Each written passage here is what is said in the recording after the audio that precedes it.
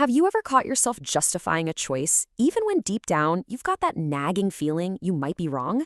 Why is it so much easier to change what we believe than to change what we do?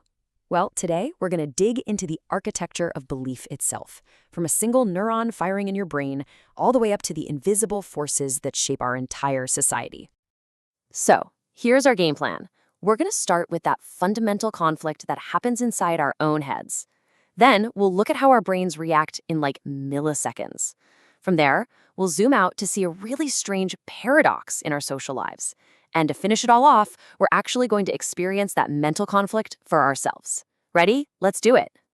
All right, first up, we've got to understand this fundamental clash, this internal struggle that really drives so much of what we do and think. And it all kicks off with a feeling of, well, deep discomfort.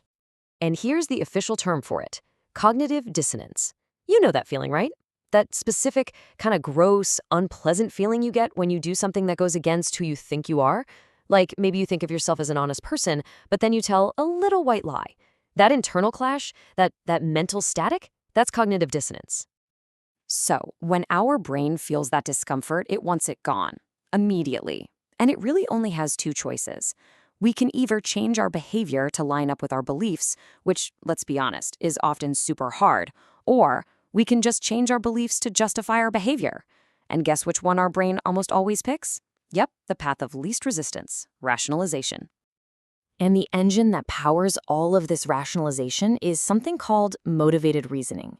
This is basically our brain's sneaky, unconscious way of bending reality, just enough to make us feel consistent, to make us feel good about our choices. It's a little trick it plays on us, and most of the time, we don't even know what's happening. So how does this actually work in the brain? Well, neuroscience gives us this really shocking look at when this whole justification process kicks in. And trust me, it is not when you think it is. So get this. An fMRI study completely flipped our understanding of this on its head. It turns out we don't make a choice and then justify it later. No, our brains actually start to rationalize, to change our attitudes at the very moment we are making the decision. It's happening in real time. It's immediate. So during these difficult choices, researchers saw this spike in activity in these specific brain regions you see here. And what this means, in plain English, is that the parts of our brain that handle conflict resolution, the parts that think about me, and the parts that calculate the value of our choices, they all light up at once.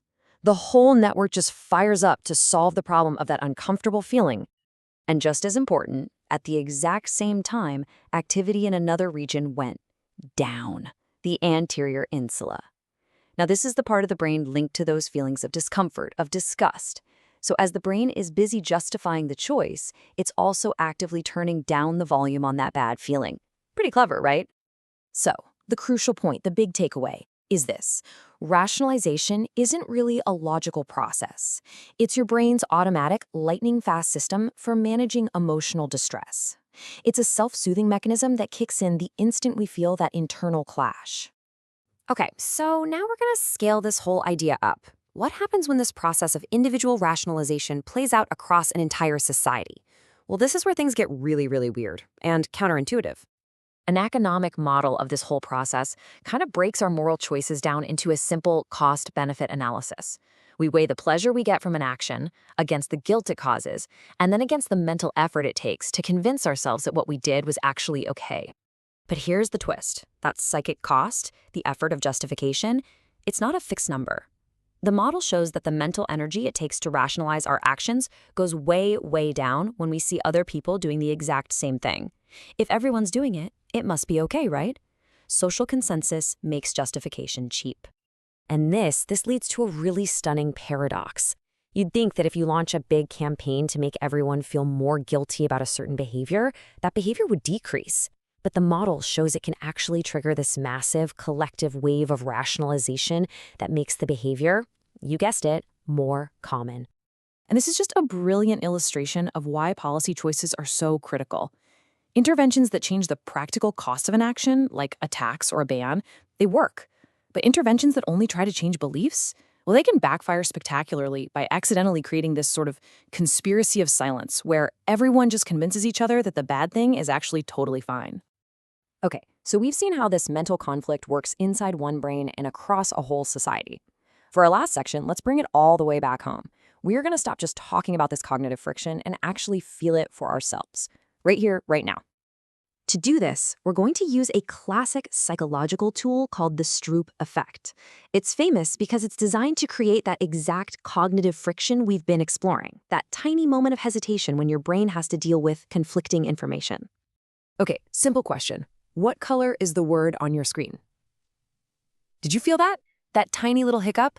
That split-second pause where your brain had to slam on the brakes because one part of it was reading the word and the other part was seeing the color?